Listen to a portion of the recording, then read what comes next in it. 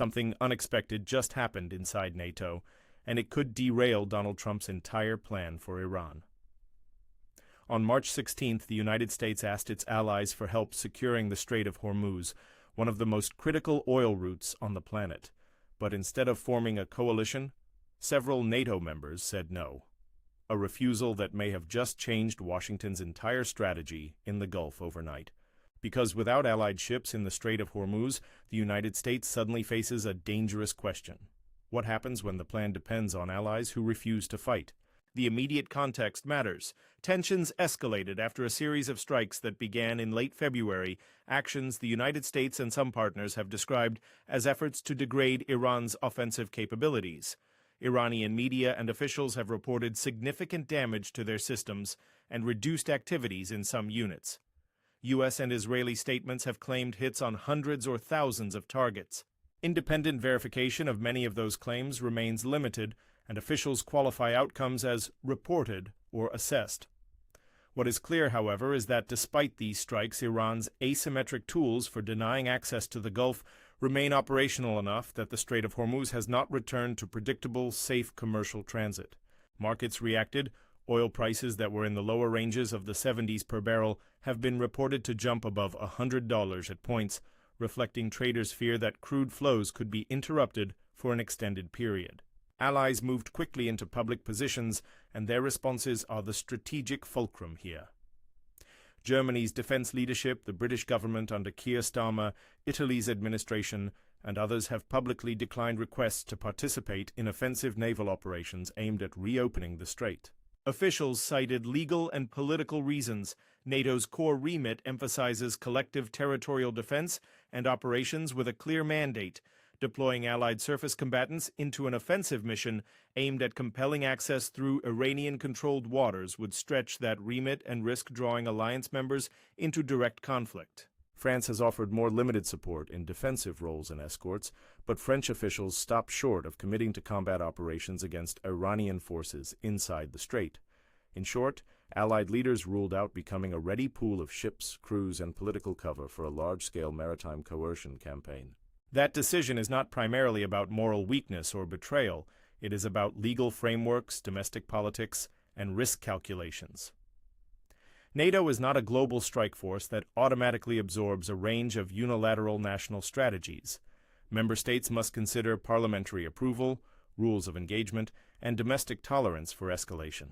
With those constraints in play, the alliance's near-unanimous reluctance leaves the United States facing the raw operational facts on the water without broad partner help. Those facts are stark. The Strait of Hormuz is one of the narrowest global choke points for strategic seaborne energy flows. In its tightest stretches, commercial lanes funnel vessels close to the Iranian coast. Iran has invested for years in so-called anti-access area denial capabilities optimized for this geography. Moored and bottom mines that can be emplaced covertly, coastal anti-ship missile batteries with overlapping coverage of the sea lanes, fast explosive motorboats and swarm tactics designed to harass larger hulls, torpedoes, and increasingly armed unmanned aerial systems that can operate in coordinated swarms. These are not intended to be defeated by single aerial strikes alone. They are resilient, dispersible, and in many cases cheap enough to be replaced or repositioned. When shipping moves predictably through such a narrow corridor, it becomes vulnerable to multiple modes of attack at once. Conventional strikes, cruise missiles, air sorties, and targeted strikes at known facilities can damage command and control nodes, air defense radars, and some missile launchers. Several such strikes have, according to official statements, degraded some Iranian capabilities. But degrading a centralized inventory is different from neutralizing a decentralized, embedded area denial posture. Mines can be seeded quietly and remain dangerous for months. Coastal missile launchers can be moved, hidden, or camouflaged. Small boats and drone swarms operate from dispersed basing and can be difficult to pin down. The net effect is that even with losses and degradation, Iran retains credible means to make transits for large commercial vessels and for Western naval groups hazardous and politically costly. That operational asymmetry is the core mismatch. U.S. and Israeli conventional firepower is significant and can inflict damage on large scores of targets, but Iran's strategy is to accept attrition of conventional systems while holding in place the tools that deny access. That creates a strategic paradox. If the aim is to reopen the strait for commercial traffic under conditions that reduce the risk of catastrophic losses, destroying a subset of Iranian capabilities may be insufficient. Neutralizing the area denial network requires persistent presence, specialized clearance operations, and robust sustainment. That is precisely where Allied refusal matters. Faced with these constraints, the Trump administration's publicly floated options narrow into two categories. Option 1 is negotiation, pressure Iran through sanctions, diplomatic isolation, and economic measures to cease its embargo of shipping lanes, in effect admitting that military strikes have not met the strategic objective. Negotiation avoids unilateral military risk and broader regional escalation, but it also concedes that the previous kinetic campaign failed to secure the corridor and may carry political costs back home and among partners who had supported those strikes rhetorically. Option 2 is a high-stakes military solution that has been discussed in policy circles and, in some reports, linked explicitly to the idea of seizing Karg Island, referred to in some sources as Karg, a strategic oil terminal island off Iran's western Gulf coast. Taking and holding such an island would, in theory, give the U.S. a forward position to escort tankers and exert control over a portion of the shipping approaches. But operationally, an amphibious seizure in this environment is fraught with challenges that go well beyond a textbook beach landing. An amphibious plan unfolds in distinct phases: transit, assault, landing, consolidation and sustainment, and defense. And each phase exposes forces to unique perils. The transit phase alone would require moving amphibious ships and escort destroyers into waters that may be seeded with mines and under observation by coastal missile units. Mines present a particular problem. Large modern minefields are typically cleared by specialized mine countermeasure vessels and helicopters, which operate slowly and under the risk of being attacked while they sweep. Without secure control of the area, sending a large amphibious force through a minefield is hazardous. Even a single mine strike could disable a high-value ship, causing catastrophic loss and immediate political fallout. Landing forces, in reports tied to the 31st Marine Expeditionary Unit and assets such as MV-22 Ospreys and F-35Bs, embarked on amphibious ships like the USS Tripoli, could achieve an initial seizure against a lightly defended objective. Yet that initial success is only the start. Consolidation requires establishing reliable supply lines for fuel, ammunition, food, medical care, and the spare parts that keep air and ground systems operational. Those logistics lines would run through the same narrow approaches and could be interdicted by the very threats the operation seeks to defeat. Surface combatants and escort aviation can provide temporary suppression, but sustained protection demands a high up-tempo commitment of assets and a rotation plan that, without allies, stretches U.S. forces thin. Perhaps the most politically and materially costly risk is what happens after a seizure. Iran could respond with a scorched earth policy toward oil infrastructure on or near the island and along the terminals. Destroying pipelines, pumps, storage facilities, or export platforms would not only deny the island's immediate utility, but also inflict long-term economic damage, deepen regional disruption, and transform a military seizure into a protracted occupation mission with reconstruction and environmental calamity, all while energy markets spike further and global economic pain intensifies.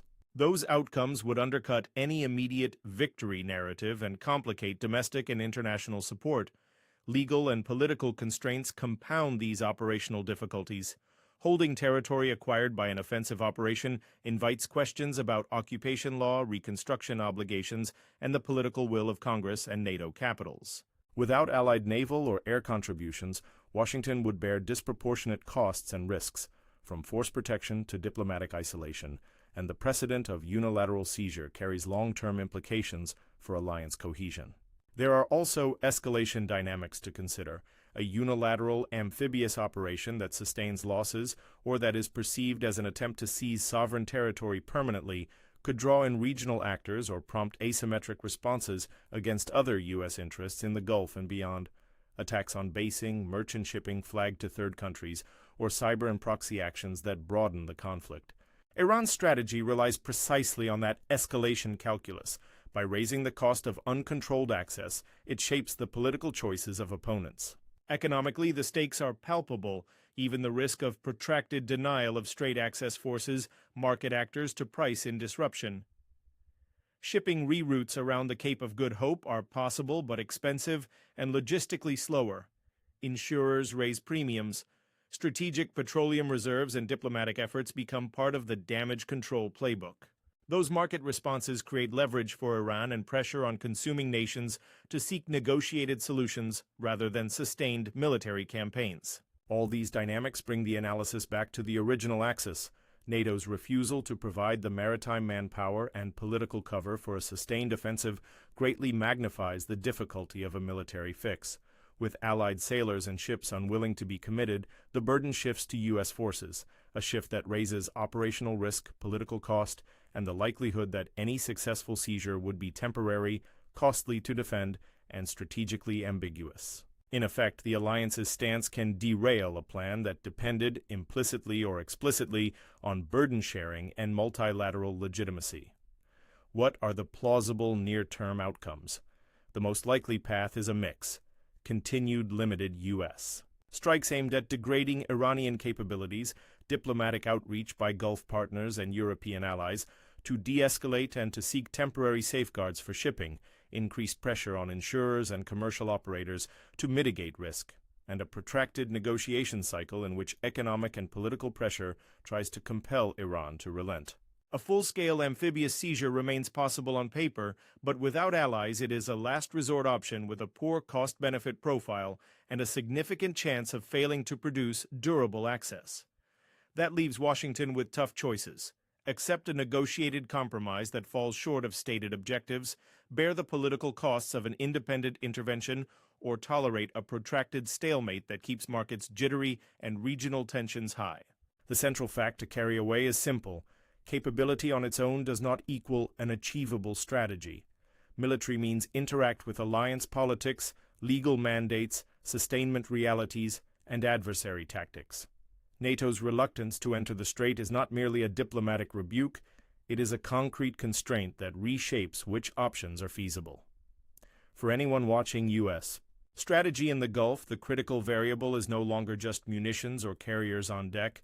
It is whether allies are willing to accept the risks and political costs of a shared maritime campaign.